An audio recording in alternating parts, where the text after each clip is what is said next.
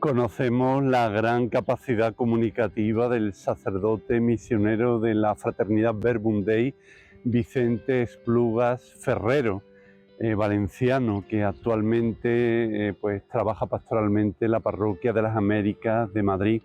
Él colabora semanalmente en el programa La Sotana Mecánica en Radio Nacional de España, donde combina la música y también sus comentarios al Evangelio, que podemos escuchar en el canal de YouTube de esta Parroquia de las Américas de Madrid. Vamos a comentar con Vicente su última obra, que lleva por título Cocinando la Palabra. Y es que él nos da una serie de claves prácticas para aplicar esta comunicación a través de nuestras homilías, de charlas, de la catequesis, de testimonio. Y él en este libro se imagina esa comparación entre el gran cocinero, el buen cocinero, que sabe a quiénes va preparado la comida, también qué ingredientes necesita para que todos puedan participar y alegrarse en este banquete diario del reino.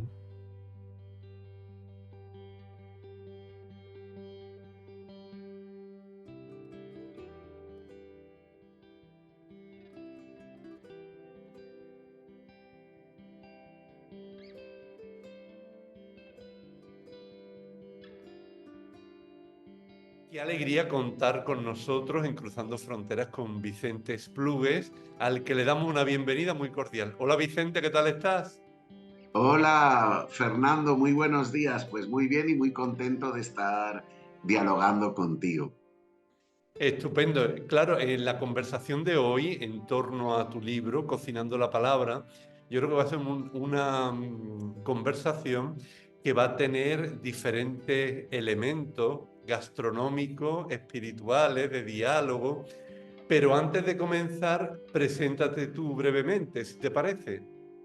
Vale, pues yo me llamo Vicente Esplugues Ferrero, tengo 53 años y, y vivo actualmente en una parroquia de Madrid. Soy misionero del Verbum Dei, llevo 29 años ordenado y mi gran pasión es la comunicación de la fe, la predicación, ¿no? Estoy convencido que el mensaje que tenemos es muy bueno, pero que muchas veces la forma de transmitirlo a veces no es justa con el mensaje.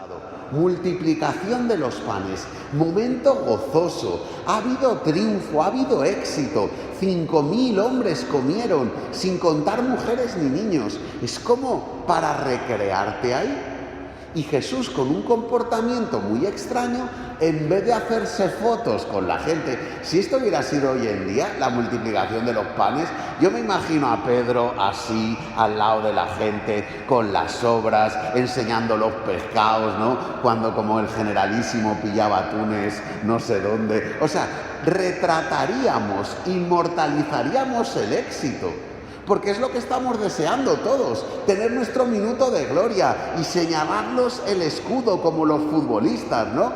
Los del Madrid no podéis señalar mucho, ni los de la Juve, ¿no? Porque los muchos madridistas, si le va mal el Madrid, se refugian en la Juve. Nah. Vicente, vamos a comenzar el programa con unas preguntas sorpresa, pues para conocerte un poquito más, de dos personas próximas a ti que te van a hacer algunas preguntas. Muy buenas. Mi pregunta o mis preguntas para Vicente Esplugues serían: ¿cómo sientes a la Iglesia en este momento histórico, Vicente? ¿Cómo la ves? Y la segunda, dirigida a él, que es misionero: ¿cómo te sientes y te vives tú como misionero en este momento? ¿Qué sensaciones tienes al hacer tu labor en tu parroquia con la gente que tratas? Nada más. Muchas gracias. Pues qué alegría ver a Víctor, misionero también como yo, redentorista. Y la verdad es que la situación que veo en la iglesia actual es una situación de actualizar el Pentecostés, ¿no? Todo este contexto sinodal donde tantas voces diversas se han escuchado con respeto, con acogida, buscando la luz del Espíritu, me parece que es un signo, ¿no? Veo la Iglesia como con dos corrientes fuertes que tienen una tendencia a veces enfrentada. Una más pastoral, sintiéndose luz y sal y levadura del mundo, no enfrentada a la sociedad civil ni a la cultura, sino buscando los huecos y las brechas por donde anunciar el Evangelio. Y veo otra iglesia más insegura, que frente a tanto cambio está perdiéndole el pulso, que se centra en sí misma como reafirmando lo que ha sido la tradición, ¿no? Vamos a lo de siempre, no tanta apertura, no tanto diálogo, a ver si vamos a perder nuestra esencia. Entonces noto que son como dos corrientes que se están intentando armonizar sin perder el valor de la tradición y de nuestra herencia, sí que mirar esperanzados y como peregrinos de la esperanza el futuro que tenemos y la misión que el Señor nos confía. Pero para mí la palabra sería apasionante. Eso es la primera pregunta de cómo ve a la iglesia. Y la segunda, o sea, para mí la misión no tiene que ver con geografía, ¿no? Antes la palabra misionero se asociaba a África, a Asia, Latinoamérica. Para mí el concepto misionero es el que tiene una pasión y se ve urgido e invitado a compartirla. Y entonces todos los contextos de nuestra vida cotidiana son espacios de misión. La celebración litúrgica lo es, la comunidad cristiana lo es, pero las periferias también. Las periferias donde te lleva pues ambientes que no son de fe y tú eres capaz de dialogar, ¿no? Y yo de esa experiencia tengo mucha estando aquí en Madrid. Yo he vivido en Venezuela, he vivido en Camerún, pero está siendo Madrid, he vivido en Mallorca, en Valencia, pero ahora mismo Madrid noto que me abre muchas puertas para la misión, desde un programa en Radio Nacional, desde dar una charla en un centro ecuménico de diferentes espiritualidades, desde compartir un cóctel después de una boda con un montón de gente que no tiene ni idea de la fe, pero se acerca a ti porque ve algo diferente. Agradecemos mucho a Víctor Chacón, redentorista, su presencia en el programa. Y ahora vamos a pasar a otra pregunta sorpresa. A ver quién te sorprende ahora, Vicente. Hola Vicente, hola Fernando, ¿qué tal? Muchas gracias por esta oportunidad de poder saludar y mandarle una preguntita al bueno de Vicente. Pues nada, me voy a remitir y sigo con este juego de la palabra a esos cuadritos de colores que todas las mañanas envías, o bien por WhatsApp o por Instagram, y que llegan a tanta gente. El otro día comentaba con alguien que, ¿cuándo lo hará Vicente? Si por la noche, por la mañana temprano, y cómo es capaz de extraer ese jugo tan exquisito también de la palabra, como de quedarse con la joya y algo tan aterrizado en el mundo y tan breve pero tan intenso, ¿no? Entre tanta oferta como esa píldora que cada mañana ayuda. Bueno, pues eso, cuándo lo haces, cómo extraer lo esencial y agradecerte mucho esa tarea cotidiana. Un abrazo muy fuerte para cada uno. Pues muchas gracias, Bea, por tu pregunta y por la valoración que haces de ese pequeño servicio. Pues yo me levanto por la mañana, hago la oración litúrgica con la comunidad, con los misioneros con los que vivo, y luego hago oración personal con el Evangelio del día.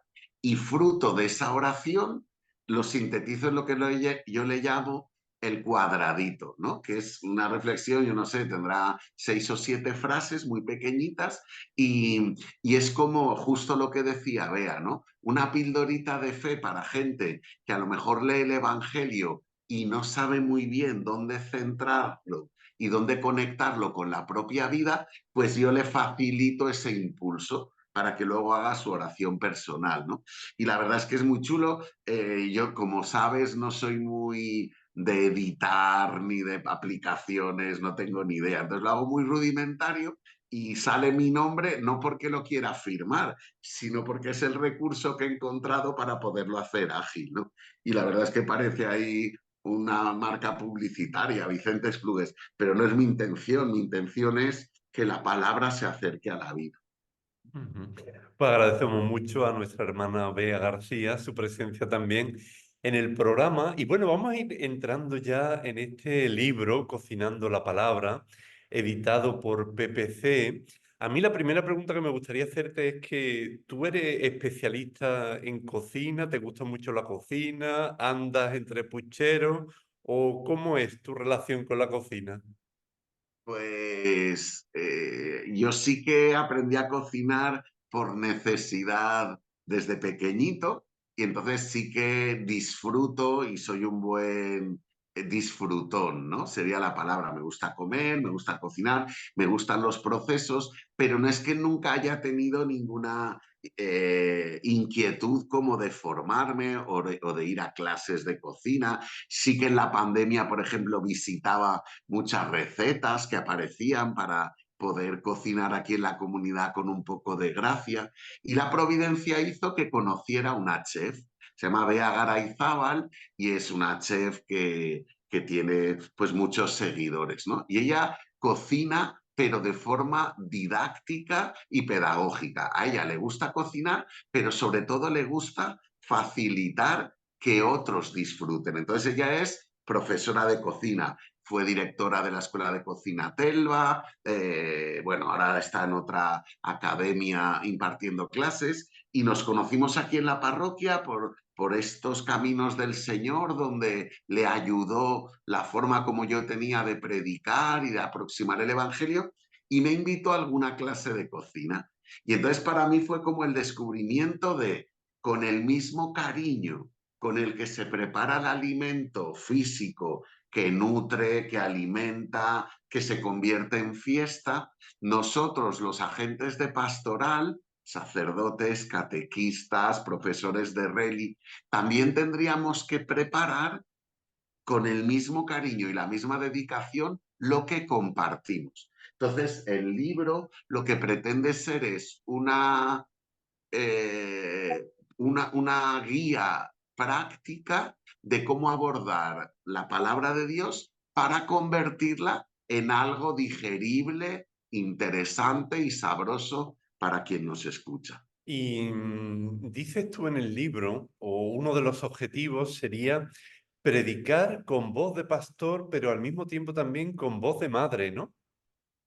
Eso es, ¿no?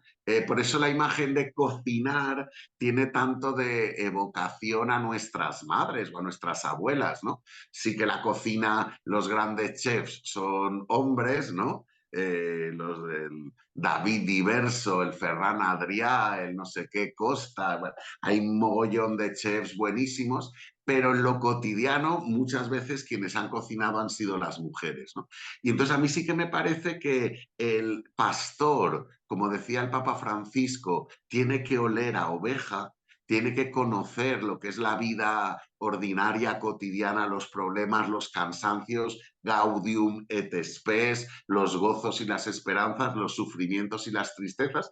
Entonces, la imagen del pastor que está inmerso en la vida de las ovejas me gusta, pero el Papa Francisco en Evangelii Gaudium habla de esa predicación entrañablemente materna, que corrige, que a veces regaña, pero que el hijo siempre lo acoge con confianza porque sabe que parte del amor, ¿no?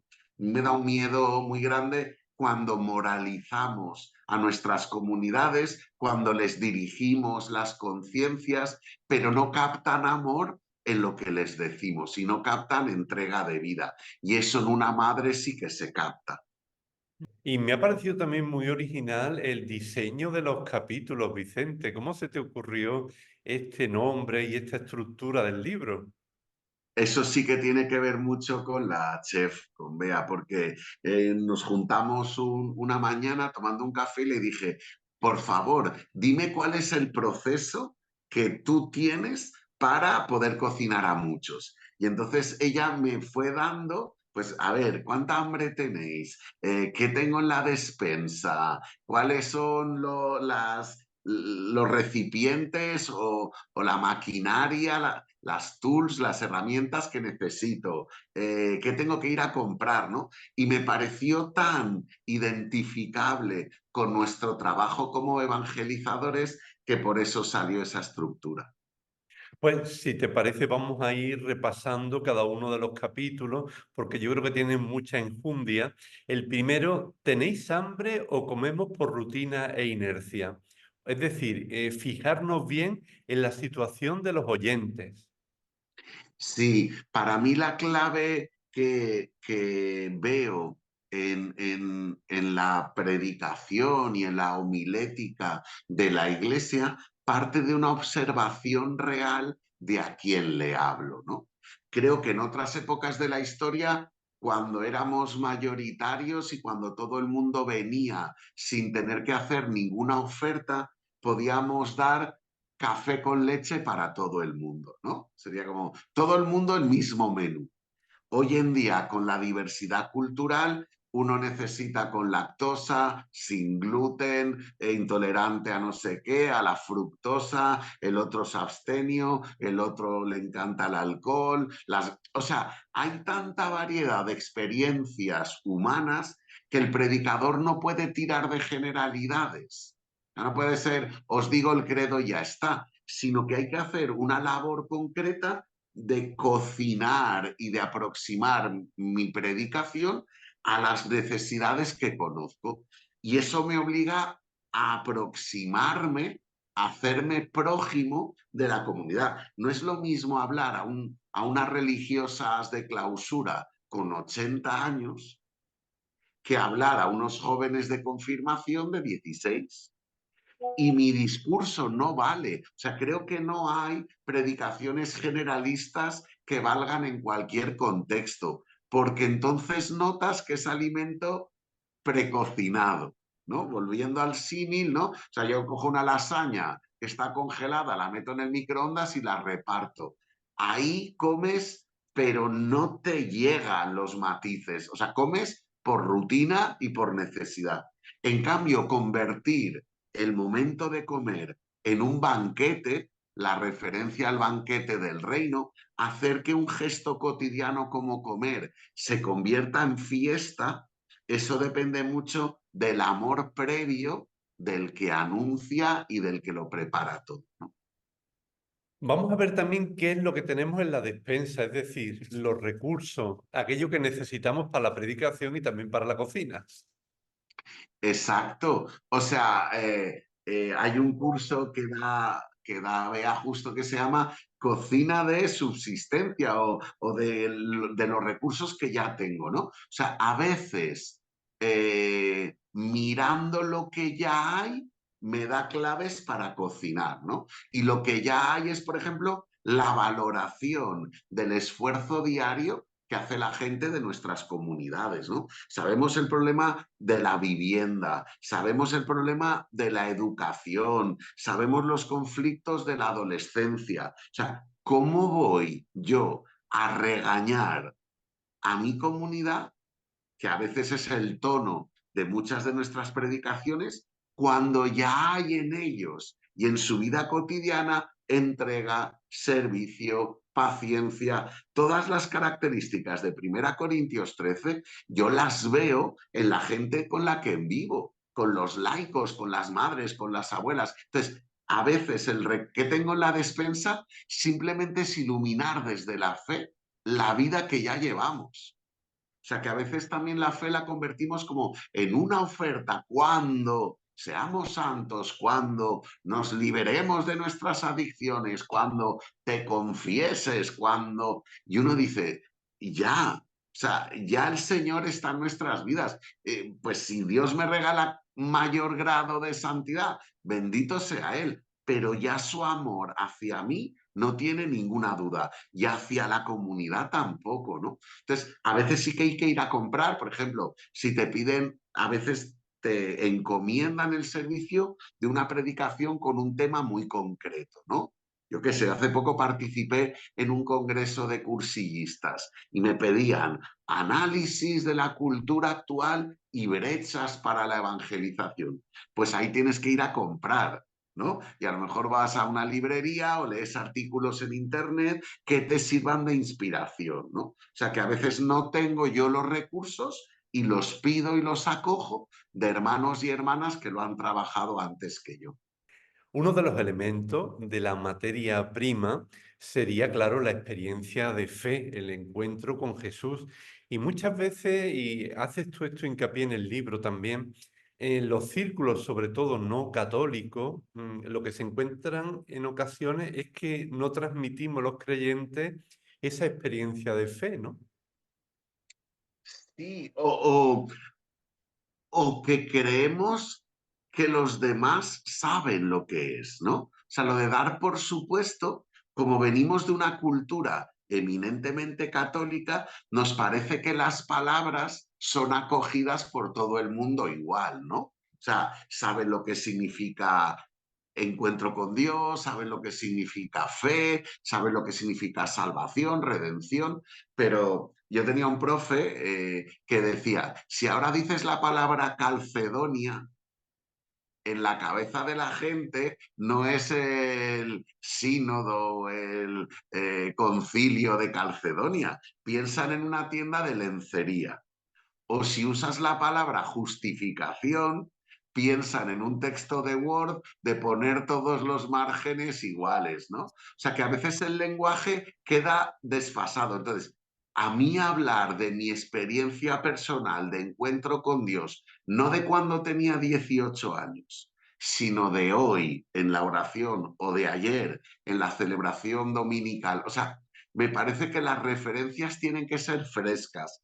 Por eso sí que creo que el que anuncia tiene que implicarse personalmente. No doy una clase. Por ejemplo, yo diferencio docencia de predicación, porque en la docencia comparto conceptos y dogmas o fórmulas litúrgicas o historia de la iglesia. Todas las asignaturas tienen un componente teórico que no implican que mi vida esté inmersa en lo que enseño. En cambio, en la predicación veo un elemento sacramental en la figura del evangelizador, porque cuando Jesús dice, quien a vosotros recibe, a mí me recibe. O sea, y ha querido Dios salvar al mundo a través de la necedad de la predicación. O sea, que la humanidad nos sobra. No somos reproductores de un DVD o de un CD que me pones a Rosalía o me pones a Miley Cyrus o me pones a Metallica. O sea, el reproductor le da igual el contenido, él lo difunde igual, ¿no? En cambio, en la predicación sí que hay encarnación del mensaje. Pablo habla de cartas vivas escritas por Dios en nuestros corazones para ser leídas. Y para mí, predicar a veces tiene mucho de compartir la receta de la abuela. El capítulo 3, al que de alguna manera ya has hecho referencia, ir a comprar, adquirir lo que tenemos, en este capítulo incluyes también una cita del teólogo Thomas Halleck, que dice él, el cambio positivo puede venir solamente de lo hondo, de una profunda renovación teológica y espiritual.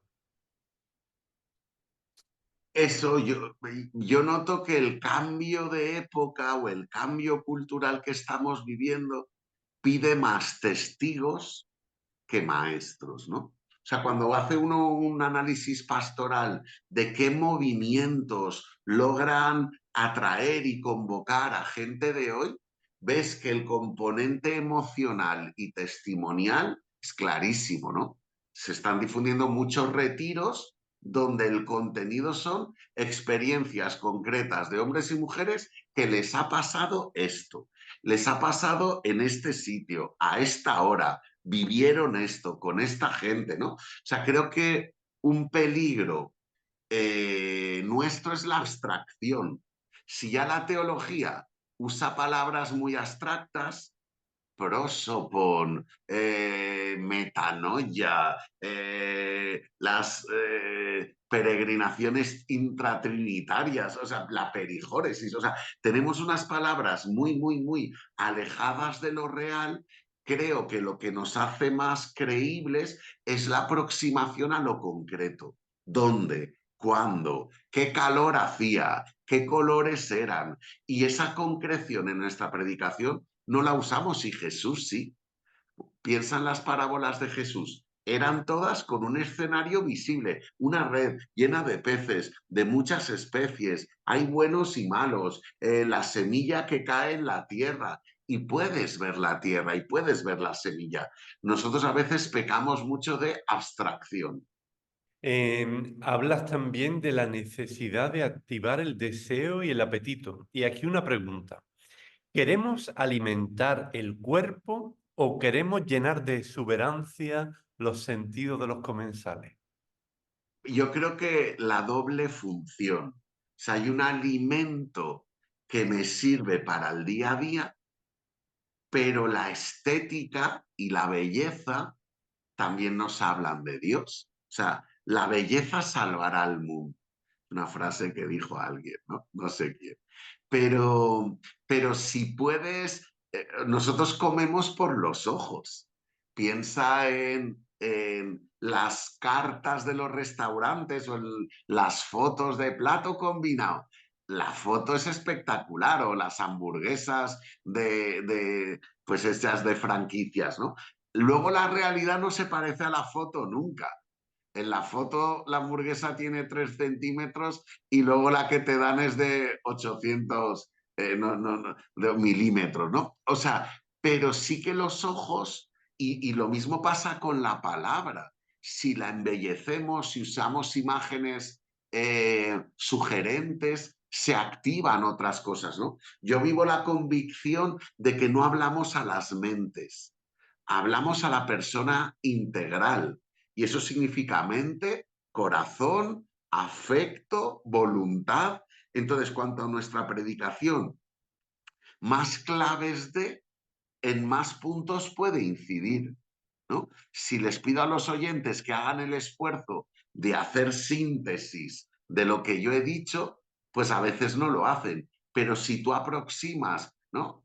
Un bebé necesita papillita y necesita los potitos Bledine, ¿no? Bueno, no hay que hacer publicidad, pero lo que digo es, si el predicador aproxima, pues, este evangelio puede incidir en esto o en aquello, o a mí me ayuda a entenderlo así. Todo eso facilita la comprensión y la asimilación. Y también es muy importante, claro, saber quién va a venir a comer, cuántos y quiénes, porque esto de alguna manera activa también la creatividad, la acogida, ¿no? Claro, o sea, es lo que decíamos antes, cuanta más observación y conocimiento haya de a quién le hablo, más fácilmente es acertar con las... O sea, tú piensas que el Evangelio y la Biblia en general es tan amplia, habla de tantas cosas, puedes elegir tantos caminos que sí que somos responsables de qué elegimos para el menú. O sea, yo puedo hablar todo el rato del infierno, puedo hablar todo el rato de la culpa, puedo hablar del demonio. O sea, en una homilía normal hay sacerdotes que el demonio aparece 4 o 5 veces. Eso es una elección, que es despertar al temor, bajo mi punto de vista. Pero puedo hablar 5 o 6 veces del amor, de la misericordia, de la compasión, de la alegría del encuentro, de que hay más alegría por un pecador que se convierte que por 99. O sea, yo elijo qué melodía quiero darle a mi música, ¿no? Ujú. También otro de los capítulos gira en torno a buscar una buena receta, ensayarla y lanzarnos a cocinar. Y aquí hablas de que al aproximarnos al proceso creativo de un cocinero, la etapa de ideal sería la visión de la receta que aparece en su imaginación y memoria. Qué curioso esto, ¿no? Sí, yo pongo el ejemplo de ver un tutorial en internet, ¿no? De cómo se hace cualquier plato. Yo que soy valenciano puedo hablar de la paella. Yo he visto vídeos donde se me activan todos los jugos gástricos, porque veo todo el proceso, la leña de naranjo, igualarlo, el aceite, el pimentón, pero ver el vídeo es como lanzarnos a lo que podemos cocinar, pero ver el vídeo no basta. Entonces, para mí el ideal sería la visualización de una receta que te active el deseo de comerla, pero para comerla, cocinarla, ¿no? Y claro, otro elemento importante son los utensilios e instrumentos que tenemos, que eso nos habla de que de alguna manera no somos cocineros a cuenta propia, sino que estamos en nombre de otro con mayúsculas, ¿no? Y también la necesidad de esos utensilios que nos hablan de lo cotidiano, de esos instrumentos que utilizamos en nuestro día a día. Sí, pues en todas nuestras cocinas abres los cajones y hay una olla, hay un cuchillo que corta, hay una tabla, o sea, nuestra vida cotidiana está muy llena de referencias a la comida. De hecho, las cocinas tienen una parte muy importante de la casa, cocina y comedor.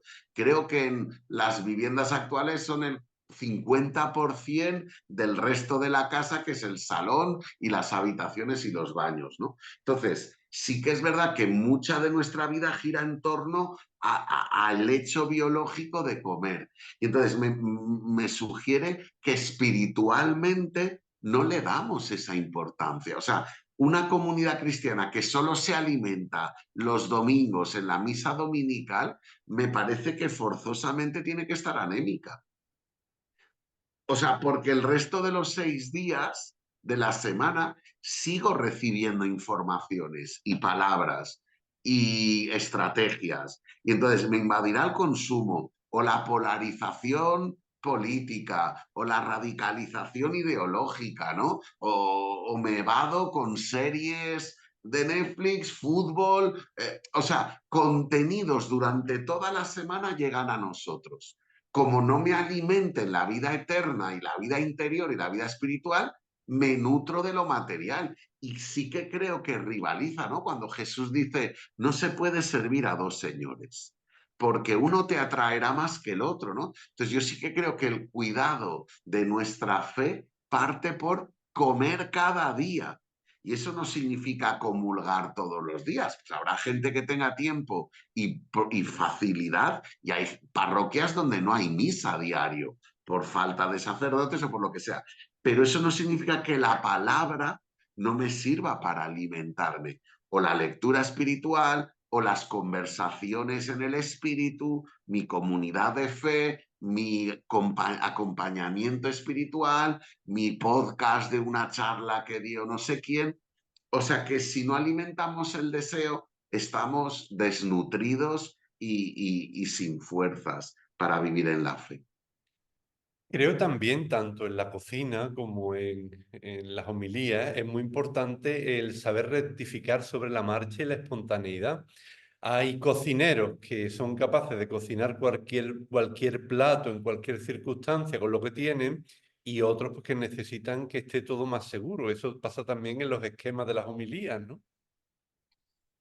Claro, o sea que a mí me ayuda mucho cuando Jesús dice, no os preocupéis qué diréis en el juicio cuando os lleven, que el Espíritu Santo pondrá palabras en tu boca, ¿no?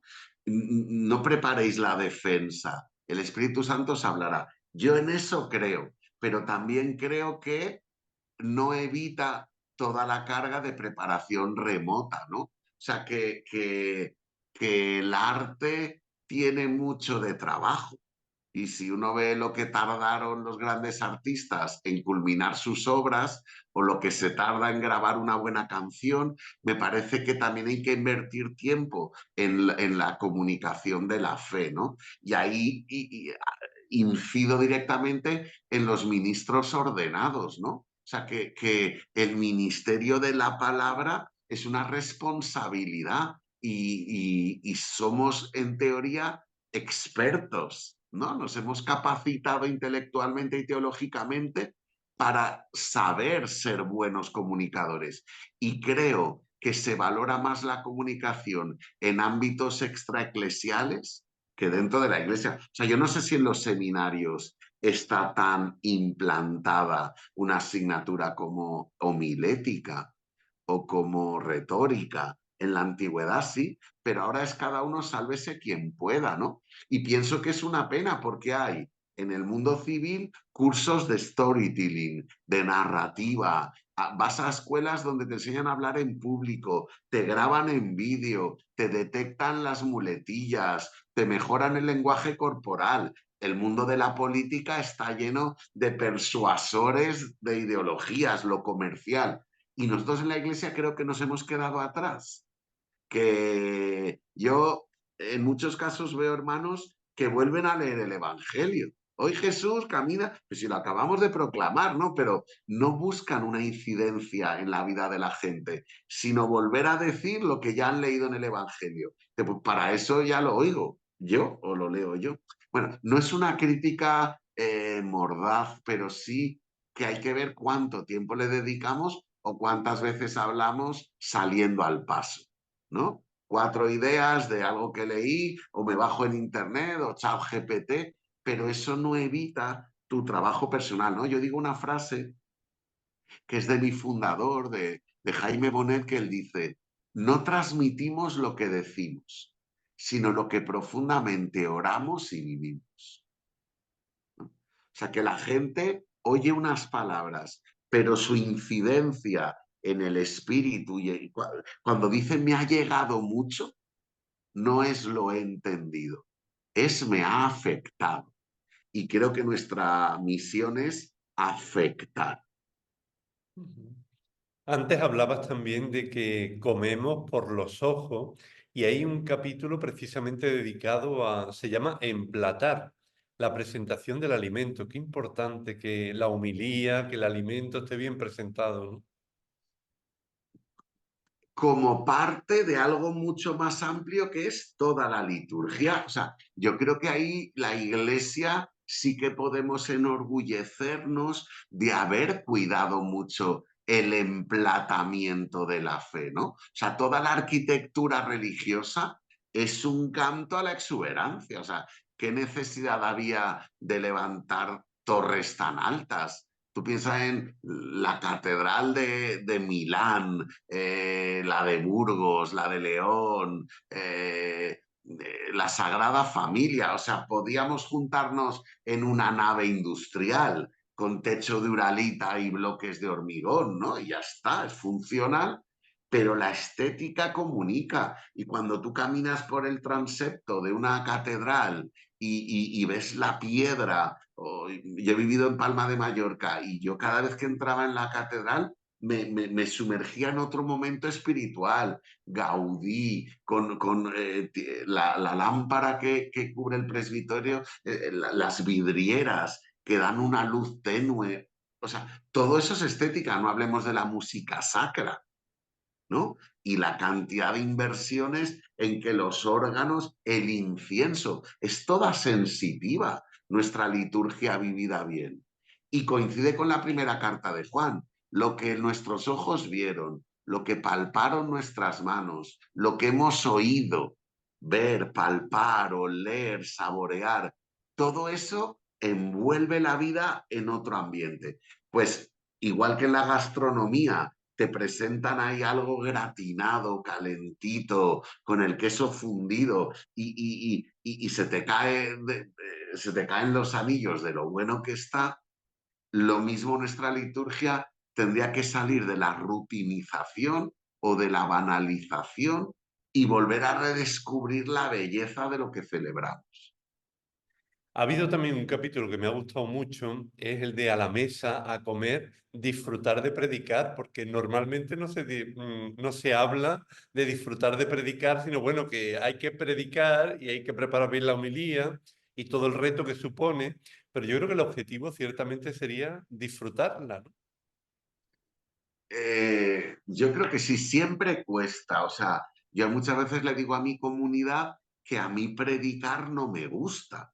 O sea, yo en principio tendría una tendencia mucho más tímida que, que extrovertida. Entonces, ponerte delante de una comunidad de personas que te están oyendo, te están mirando. O sea, hay un momento en que el sacerdote capta o acapara toda la atención. Es verdad que vamos en nombre de Cristo, pero al que ven es a nosotros, ¿no? Y entonces el hecho de predicar para mí siempre es un riesgo. San Pablo dice, para mí no es un motivo de orgullo, es una labor que me han dado y es una urgencia que viene de parte del Señor, ¿no? Pero creo que con el paso de los años y con muchos nervios y mucho dolor de tripa, sí que estoy logrando en tiempo real, aunque no me guste, bendecir el hecho de la comunicación y disfrutar, ¿no? Entonces, a mí, por ejemplo, ver que la gente con el lenguaje visual asiente cuando hablas o sonríe si hay algo de humor o llora. Yo he visto predicaciones donde la gente estás hablando de cosas bonitas, de la acción de Dios sobre la humanidad y le cae una lagrimilla de emoción. Eso yo lo disfruto, ¿no? O cuando viene la comunidad al final de la celebración y te dice, oh, Vicente, gracias, me ha ayudado un montón por esto, por esto, por esto. Cuando hay feedback de la comunidad y confianza y a veces correcciones, hoy te has pasado, hoy esto a mí no me ha gustado, este dato que has dicho está mal dicho, ¿no? Yo soy un poco disléxico, entonces me equivoco siempre de siglos, de reyes, digo el síndrome de Estambul en vez de Estocolmo, ¿no? O asteroides en vez de esteroides. Hay palabras que me lío, pero bueno, la comunidad ya lo sabe y me perdona. Y el último capítulo es enseñar a cocinar, hacer discípulos. Yo creo que, claro, que está muy bien tomado todo el tema culinario, pero el libro está muy bien pensado para evangelizadores. Yo, los destinatarios que veo que les puede servir el libro es a quien sienta la inquietud y la responsabilidad y la llamada de sustentar la fe de otros o acompañarla, ¿no? O sea, pienso que el mundo del laicado tiene que atreverse a predicar. Y a veces hay un conflicto teológico de si en la homilía puede predicar un laico o no. Yo tengo ahí mi opinión bien formada. O sea, yo creo que todo bautizado tiene derecho y deber de predicar. Si bien a lo mejor en el marco litúrgico pues tiene que ser el ministro, pues lo acepto, pero hay tantos espacios creativos donde podemos inventarnos formas de predicar, pero la gente muchas veces dice que yo no tengo formación o yo no me atrevo. Y entonces, de alguna manera, el libro lo que busca es quitarse el miedo a desempeñar esa función, ¿no? Y intentar dar claves que ayuden. Vicente, ¿qué ecos te están llegando de los lectores del libro?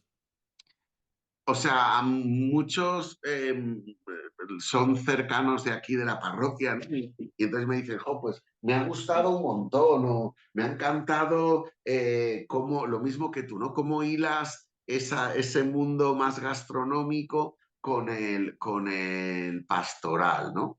Pero bueno, yo creo que a quien tiene ese deseo de ir aprendiendo le está ayudando. Pues Vicente, muchísimas gracias por este ratito de conversación, también por el regalo de este libro, Cocinando la Palabra, editado por PPC, que realmente es un instrumento que nos ayuda a adentrarnos en la palabra y a meternos de alguna manera en harina, ¿no? Y sobre todo a disfrutar con la cocina y con la palabra de Dios. Así que muchísimas gracias y hasta siempre, Vicente. Muchas gracias a ti, Fernando. Un abrazo. Si te ha gustado esta entrevista con Vicente Esplugues Ferrero en Cruzando Fronteras, te animamos a que te suscribas a nuestro canal, que le des a like, que actives la campanita y que hagas tus comentarios en las redes sociales. Muchas gracias.